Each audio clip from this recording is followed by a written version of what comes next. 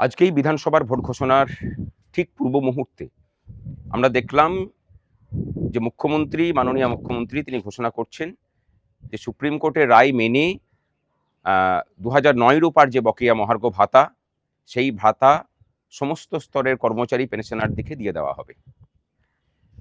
এটা কোন মুখ্যমন্ত্রী ঘোষণা করছেন? যে মুখ্যমন্ত্রী বিগত 3 বছর ধরে সংগ্রামী যৌথ মঞ্চ যে লড়াই চালিয়ে যাচ্ছে, বিগত 3 বছর ধরে একটা মুহূর্তের জন্য তাদের সাথে দেখা করে সমস্যা সমাধানের জন্য কোনো উদ্যোগ নিতে পারেননি বা সদিচ্ছা দেখাননি, নিজের অহংকারের বহিঃপ্রকাশ স্বরূপ।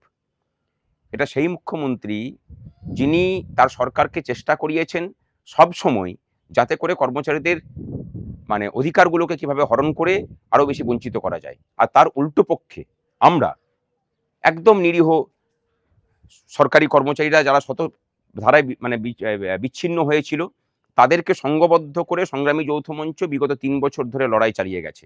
আমরা মামলায় যুক্ত হয়েছিলাম যে সেই মামলাটাকে ত্বরান্বিত করে সেটাকে লাগু করানোর জন্য। গত পরশুদিন সমস্ত কর্মচারী ঐক্যের বহিঃপ্রকাশ স্বরূপ সর্বাত্মক ধর্মঘট ডেকেছে।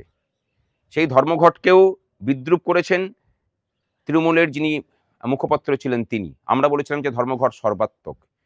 আজকের ঘোষণা সেই ধর্মঘটের সর্বাত্মকতা, আমাদের আন্দোলনের যে পেনিট্রেশন এবং চাপটা যে জায়গাতে পড়েছে, সেই সমস্ত কিছুর বহিঃপ্রকাশ স্বরূপই হয়েছে। আমরা বলছি, এই রাজ্যবাসীকে বলছি যে নিজেদের অধিকারের জন্য লড়াই করার জন্য কোনো রাজনৈতিক দলের ঝান্ডা ধরার যে আবশ্যিকতার কথা শোনানো হয়, কোনো আন্দোলন নাকি অরাজনৈতিক হতে পারে না, সেই সব বলা মানুষগুলোকেও গালে 2 থাপ্পড় দিয়ে শেখালো যে লড়াইটাকে যদি লড়াইয়ের মতো করে লড়া যায় এবং যদি লাগাতার সেই লড়াইয়ের পিছনে পড়ে থাকা যায়, তাহলে আপনার প্রতিপক্ষ যতই প্রবল প্রতাপান্বিত হোক না কেন, তাকেও পরাজিত করা যায়। আজকের জয় এই রাজ্যের মানুষের জয়। আজকের জয় এই রাজ্যের মানুষের প্রতিনিধি হিসেবে, শিক্ষিত মানুষ যারা, তাদের প্রতিনিধি হিসেবে যারা সরকারি কর্মচারী হিসেবে কাজ করেন, তাদের যে নাছোড় মানসিকতা লড়াই, সেই লড়াইয়ের জয়। এই লড়াই চলবে।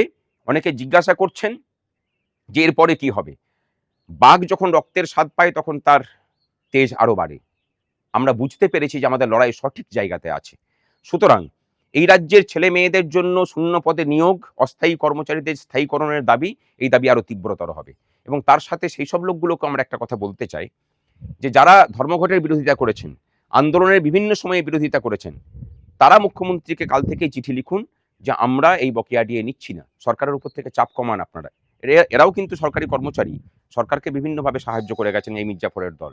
এবং সেই সব কচুরিপানা সম যারা সরকারি কর্মচারী সংগঠন আছেন, যারা গত পরশুদিনও বলেছিলেন যে ধর্মঘটকে আমরা সমর্থন করি না, সেই সব কচুরিপানাদেরও বলবো যে একটু সম্বিতে আসুন।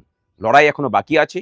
2019 রূপার বকেয়া ডিয়ের পরিমাণ 40%। আমরা ভুলে যাচ্ছি না, আমরা উৎসবেও মেতে উঠছি না, কিন্তু আমরা এটুকু বুঝতে পেরেছি যে আমাদের লড়াই সঠিক ছিল, আমাদের লড়াই সঠিক আছে, ভবিষ্যতেও লড়াই সঠিক পথেই চলবে। আমাদের ভিডিও ভালো লাগলে লাইক এবং শেয়ার করুন। কমেন্ট সেকশনে গিয়ে জানান আপনাদের মতামত। আরও ভিডিও পেতে আমাদের চ্যানেল সাবস্ক্রাইব করুন এবং প্রতি মুহূর্তে খবরের আপডেট পেতে প্রেস করুন বেল আইকন।